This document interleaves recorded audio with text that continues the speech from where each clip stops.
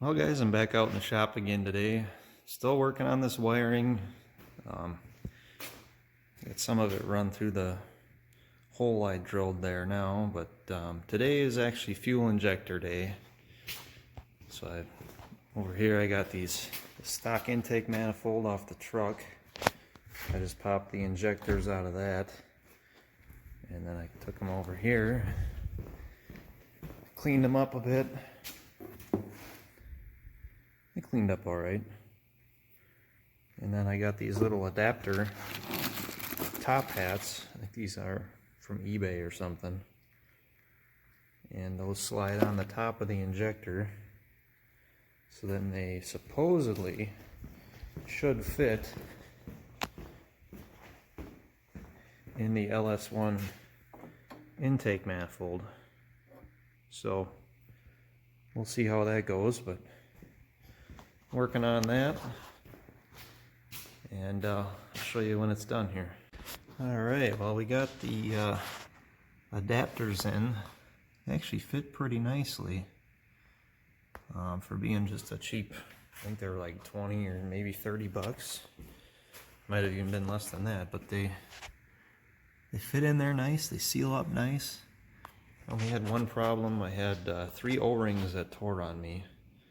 So it was probably my fault, even though I lubed them up with WD-40. They still managed to tear 3 of them, so I had to rob 3 out of this other 5.3 I got here. Just took the injectors off and popped them in, but this should work, I hope. So fingers crossed, at least one more thing done on the car. So another thing I worked on here, I figured out my power steering line had an issue with it. This is actually the one that came in the kit that I bought for this swap, and as you can see, it doesn't go quite far enough. I'll raise the car up and show you underneath here. So yeah, underneath the car here you can see obviously this hose is not long enough to make it all the way over to here. So it was just another headache I ran into with this car.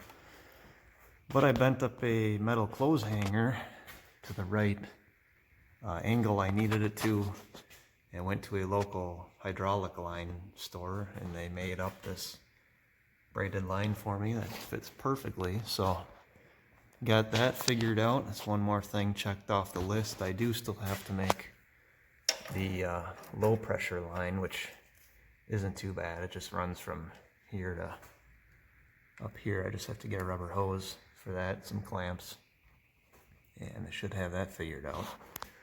So that's, like I said, that's one more thing off the list. And yeah, so just keep trucking away here. Like I said earlier, I've been working on the wiring harness the last couple weeks or few weeks, however long it's been now, and I got the starter lines here. They actually come through the hole in the tunnel. I don't know if I can get a good shot, but right up in there, they come out the trans tunnel and run perfectly in line with the starter. So that'll be a really nice, clean, simple setup. I just gotta connect the 2 wires on here, shorten them up a little bit, and the starter will be taken care of. The alternator, on the other hand, I'm gonna have to run differently. I can't bring it through that hole. It's gonna have to come out probably with the engine harness and run over to this side and tack into this lug here. So I gotta figure that out yet, but still keep on going. Well, like I said, I've been working on the body harness. So since I've been doing that, I figured I might as well show what I'm doing with the engine harness. So for that, over here, we've got this box here, which is full of wires, and it is the Holley Terminator EFI system. Pretty cool. It's all basically standalone. I'll spread it out on the cardboard here and kind of show you guys what we got. Well, I got it all laid out here. Basically, I'll show you what this entails. So here's the Terminator ECU sticker. just a small little ECU, much smaller than the factory truck computer. Actually, I'll show you comparison in size to the truck computer. It's not a very good shot, but it's much smaller, much lighter. I mean, it's considerably smaller, so for this little car it'll be perfect. I can stick it under the dash and hide it. It's also got a little handheld tuner screen here, so you can set up your parameters and kind of tune it on that. It uses a wideband O2 sensor. This is the harness that runs the battery, the main power harness for the computer.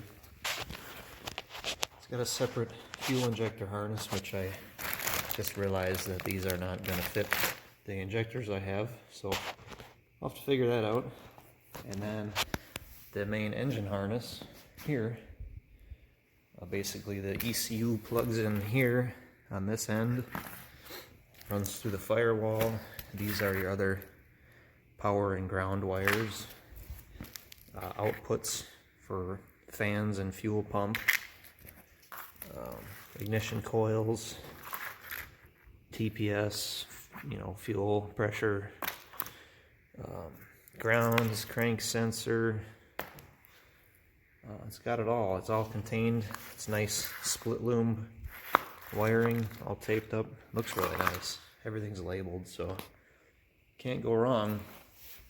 So I'm going to start running this into the car and see how it goes.